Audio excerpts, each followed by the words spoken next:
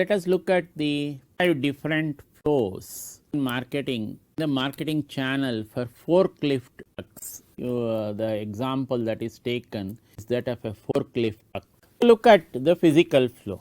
So from the suppliers, the product moves to the warehouse, then to the plant, then to the warehouse again, then to the dealers, then to the customers. The suppliers here referring to the raw material suppliers. Then when it is completed through the plant, converted into the final product, again it moves to the warehouse. Sometimes from the plant itself you can go straight to the customer, or you can go through the warehouse to the dealer to the customer, or you can many times go from the warehouse to the customer also. That is, the physical flow can take place in any of these 3 ways.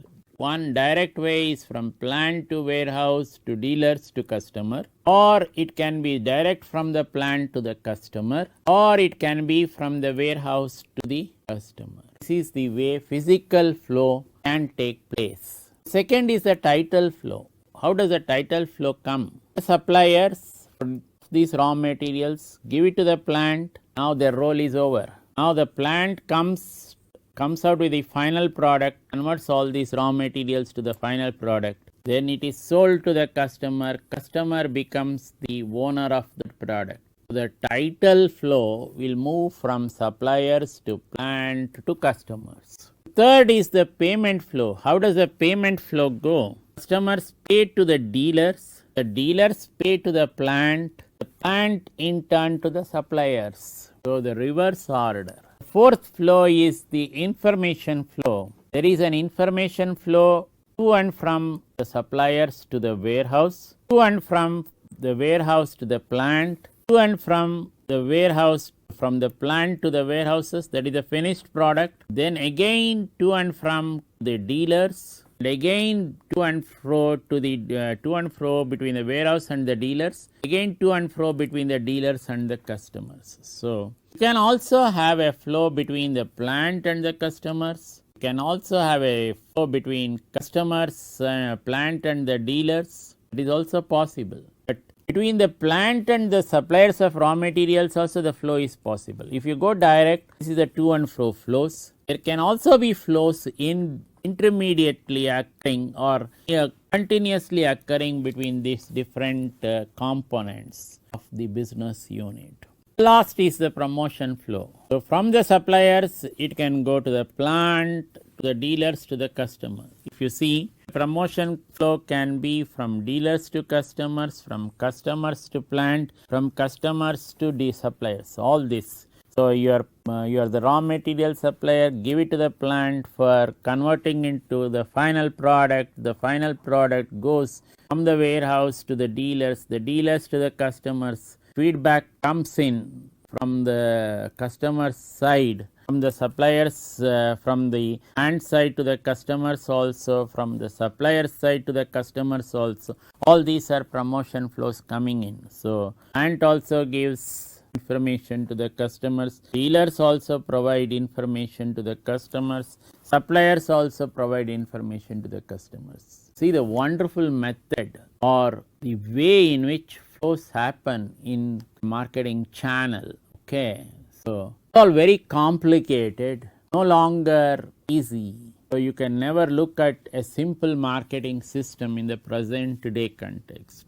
Present day context always calls for a thorough marketing system, and only when you have a thorough marketing system can you survive in this intense competition. Otherwise you are likely to be trounced. So if you represent this channel management to a schematic, this could be the way you can represent it. You can have a channel design process and you can have a channel implementation process. When you look at channel design process, you are segmenting, defining the service, output demands. This is all called SOD by segment. Service output demands by segment. Then you are identifying the environmental characteristics and constraints. This is the first part of channel management. Second part of the channel management is the positioning, where you define the optimal channel flow performance for each segment.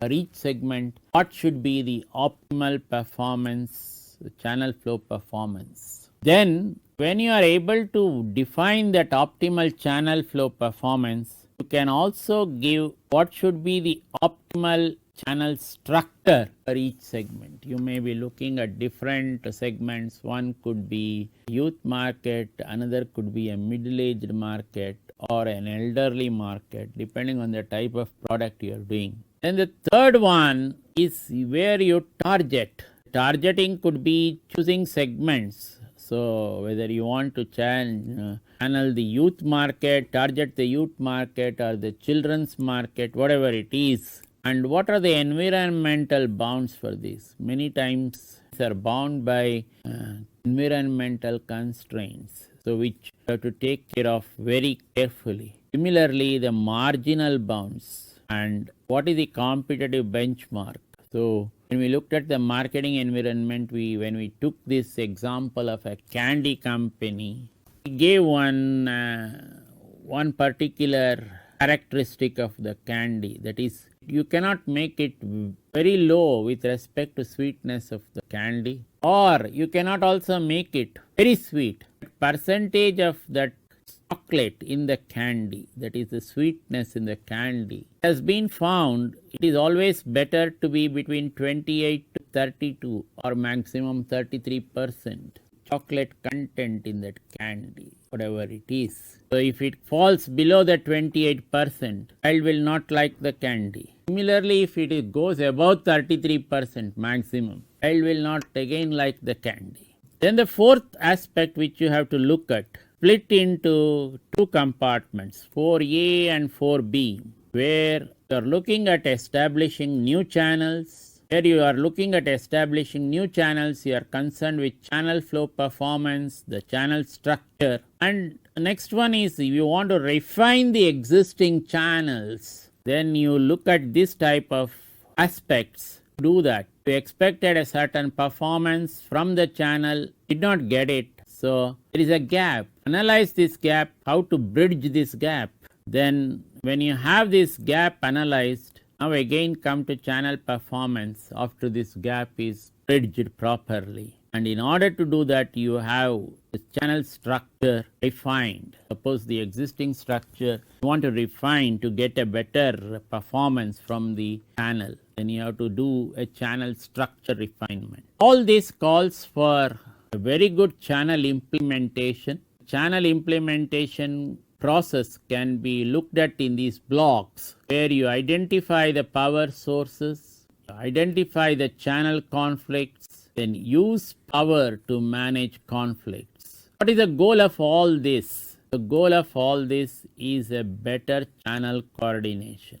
A better channel coordination helps you to get increased margins in the marketplace. We have looked at the channel flows. We have looked at this channel management schematic. Both wonderful diagrams come in.